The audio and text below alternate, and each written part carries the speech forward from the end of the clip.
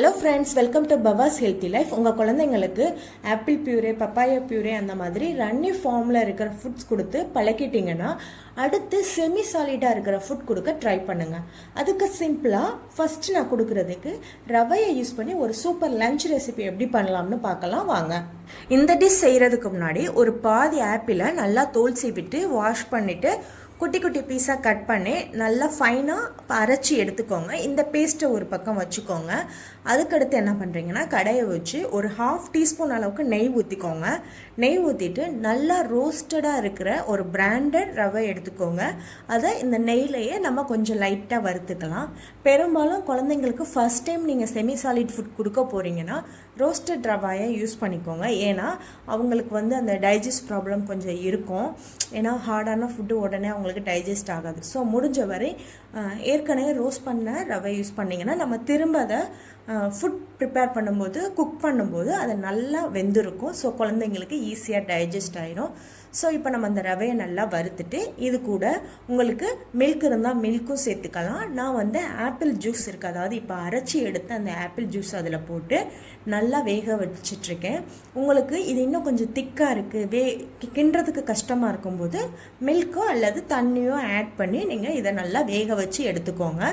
இதில் நீங்கள் அடிஷ்னலாக எந்த சுகரும் சேர்க்க வேணாம். ஏன்னா நம்மளுக்கு குழந்தைங்களுக்கு முடிஞ்ச வரை சுகரை 1 இயர் வரைக்கும் குறைச்சிக்கிறது நல்லது. சேர்க்கலாம், எப்பப்போ ரொம்ப எமர்ஜென்சியோ அந்தளவுக்கு சேர்த்துக்காங்க. முடிஞ்ச வரை நீங்கள் குறைச்சிக்கோங்க. ஸோ நான் இதில் நேச்சுரல் சுகரை ஆப்பிளையே நான் ஆட் பண்ணியிருக்கேன். உங்களுக்கு விருப்பம் இருந்துச்சுன்னா டேட்ஸும் இந்த ஆப்பிள் அரைக்கும்போது ஊற வச்ச டேட்ஸை நீங்கள் சேர்த்து அரைச்சிட்டு நீங்கள் கலந்தீங்கன்னா அவங்களுக்கு நேச்சுரலாக அந்த டேஸ்ட் இருக்கும், விரும்பி சாப்பிடுவாங்க. ஸோ இந்த ரெசிபியை ஃபாலோ பண்ணி பாருங்கள். உங்கள் குழந்தைங்க ஈஸியாக அடுத்து சாலிட் ஃபுட் சாப்பிட்றதுக்கு ரொம்ப யூஸ்ஃபுல்லாக இருக்கும். இன்னும் இது மாதிரி வீடியோஸ் வேணும்னா எங்கள் சேனலை சப்ஸ்கிரைப் பண்ணி கொடுத்த ரவா ரெசிபியை சார் சாப்பிட்டுட்டு நல்ல டயர்டாக தூங்கிட்டாங்க. ஸோ இப்போ ரெஃப்ரெஷ் ஆகி அவங்க அக்காங்களோட நல்லா விளையாண்டுட்டு இருந்தாங்க. அடுத்து நம்ம டின்னருக்கு ஒரு சிம்பிளான ஃபுட்டு தான் ரெடி பண்ண போகிறோம். ஏன்னா ஆஃப்டர்நூன் கொஞ்சம் ஹார்டான ஃபுட்டு கொடுத்ததுனால ஸோ நைட்டு சிம்பிளாக கொடுத்தோம்னா அவங்களுக்கு ஈஸியாக டைஜஸ்ட் ஆகும். ஸ்டொமக் ப்ராப்ளம் எதுவும் இருக்காது. அதுக்காக நான் கொஞ்சம் சிம்பிளான ஃபுட்டு தான் இப்போ ரெடி பண்ண போகிறேன் டின்னருக்கு.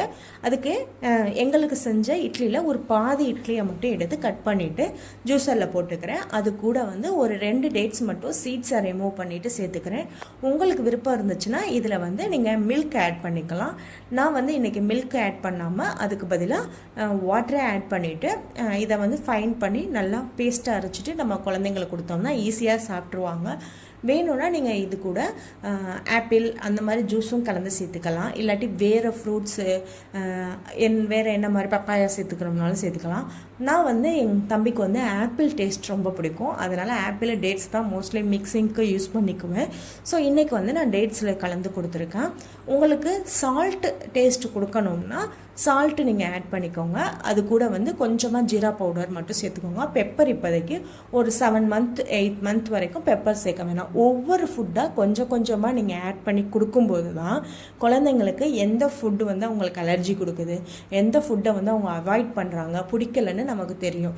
அதனால் ஒரே நேரத்தில் எல்லா ஃபுட்டையும் நீங்கள் கொடுக்காம ஒவ்வொரு இன்க்ரீடியன்ஸாக நீங்கள் மாற்றி பாருங்கள். அப்போ தான் நம்ம குழந்தை எந்த ஃபுட்டுக்கு விரும்பி சாப்பிட்றாங்க, எந்த சேர்த்துக்கிட்டால் நல்லா தூங்கி எந்திரிக்கிறாங்க அப்படிங்கிற டிஃப்ரென்ஸ் நமக்கு தெரியும். ஏன்னா சின்ன குழந்தைங்களுக்கு எதையுமே சொல்ல தெரியாது. நம்ம தான் அவங்களுக்கு கவனித்து பார்த்து கொடுத்தோம்னா தான் அவங்க ஆரோக்கியமாக இருப்பாங்க.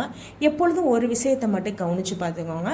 ஒரு ப்ராப்ளம் அவங்களுக்கு ஹெல்த் இஷ்யூஸ் மெடிசனுக்கு நம்ம போய் காசு செலவு பண்ணுறதுக்கு பதிலாக ஒரு ஹெல்த்தியான ஃபுட்டை கொடுத்து அவங்கள ஆரோக்கியமாக வச்சுக்கிறதுக்கு முடிஞ்ச வரை உங்களுடைய எஃபோர்ட்டை போடுங்க. தேங்க்ஸ் ஃபார் வாட்சிங் பவாஸ் ஹெல்த்தி லைஃப். எங்களுடைய அப்டேட்ஸ் உங்களுக்காக. தேங்க்யூ.